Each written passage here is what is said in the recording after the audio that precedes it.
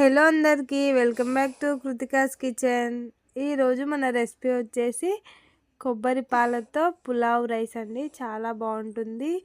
Simple ingredients తోటి ఇంట్లోనే చేసుకునేటటువంటి కొబ్బరి పాల పులావ్. ఈ రెసిపీ ఎలా చేయాలో చూసేద్దాం. ముందుగా 2 పెద్ద సైజు ఆనియన్స్ని వీలైనంత సన్నగా అయితే కట్ చేసి అయితే పెట్టేసుకున్నాను. 2-3 పచ్చిమిర్చి చీలికలు, కరివేపాకు, పుదీనా, అలాగే హోల్ గరం మసాలా ఐటమ్స్ అండి. ఇక్కడైతే ముందుగా 1.5 kg రైస్ని అయితే కడిగి అయితే ఒక 5 minutes నానబెట్టేసుకుందాము.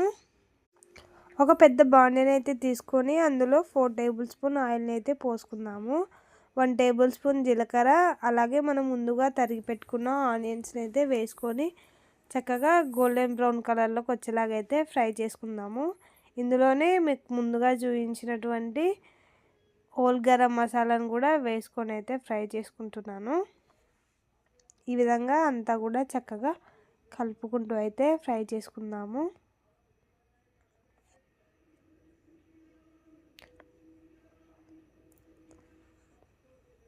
ఇందులోనే కొద్దిగంత కరివేపాకు, అలాగే పచ్చిమిర్చి చీలికల్ని కూడా వేసుకొని చక్కగా అంతా కూడా కలుపుకుంటూ ఫ్రై చేసుకుందాము.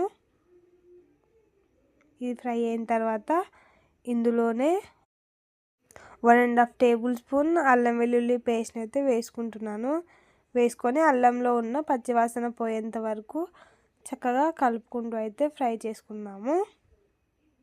చూస్తున్నారు కదా, ఈ విధంగా ఫ్రై అయిపోయిన తర్వాత ఇందులోనే ఒక గుప్పెడు పుదీనాను కూడా వేసుకొని చక్కగా అంతా కూడా కలిపేసుకొని మన రైస్కి తగినంత వాటర్ని అయితే పోసుకుందాము. ఇందులోనే మన టేస్ట్కి తగినంత సాల్ట్ని వేసి చక్కగా అంతా కూడా కలిపేసుకొని ఒక 2 minutes అయితే మరిగించుకుందాము. ఇందులోనే 1.5 tablespoon గరం మసాలాను వేసి చక్కగా అంతా కూడా కలిపేసుకొని మూత పెట్టుకొని ఒక 5 నుంచి 6 నిమిషాల వరకు అయితే మరిగించుకోవాలి. చూస్తున్నారు కదా, చక్కగా అంతా కూడా మరిగిపోతుంది.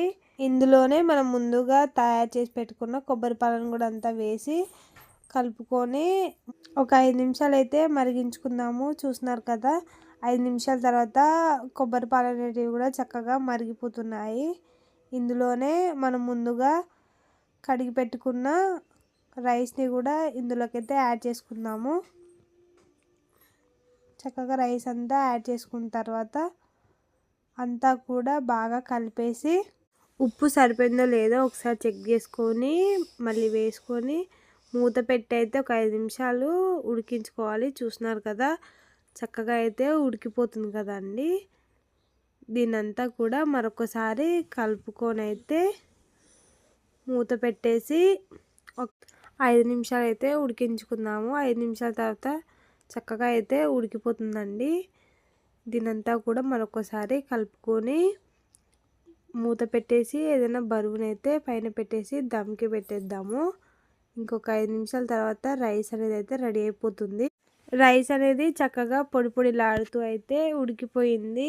ఈ సింపుల్ అండ్ టేస్టీ రెసిపీ. ఈ రెసిపీ మీరు కూడా ట్రై చేసి ఎలా వచ్చిందో కామెంట్ చేయండి. ఇలాంటి మరెన్నో టేస్టీ రెసిపీస్ కావాలని అనుకుంటే మన ఛానల్ని please do like and subscribe and share. Thank you for